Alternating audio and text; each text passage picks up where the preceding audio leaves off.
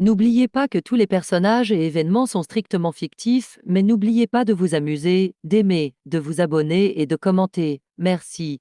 Dans le village d'Abeke, Fatou se réveille inspiré par un reportage télévisé sur un grand parc aquatique rempli de piscines bleues, de toboggans colorés et d'enfants qui rient. Pendant le petit déjeuner, elle suggère de construire un parc aquatique dans son village. Son père, Mamadou, souligne le besoin d'eau, de matériaux et de l'approbation du chef du village. Fatou propose que tout le monde puisse aider, les adultes pour construire, les femmes pour fournir de la nourriture et les enfants, y compris elles-mêmes, pour aider.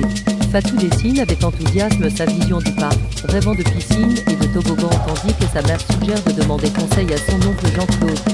Le lendemain, avant d'aller à l'école, Fatou subit les moqueries d'une camarade de classe nommée Awa, mais reste déterminée. Elle est convaincue qu'un jour, tout le monde profitera du parc de ses rêves.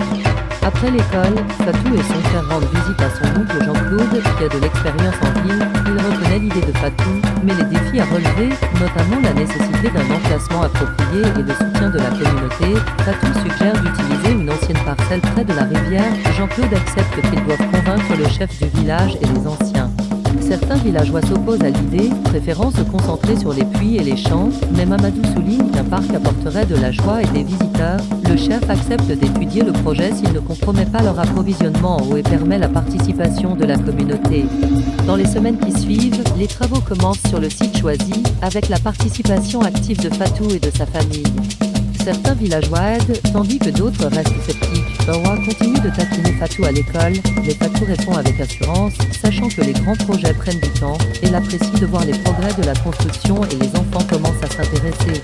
Alors que le parc est presque terminé, les décorations et les stands de restauration sont préparés pour le jour de l'ouverture. Fatou le nomme le paradis aquatique d'Abeke. Awa s'approche, intriguée mais plus moqueuse. La veille de l'ouverture, Fatou est excitée et n'arrive pas à dormir.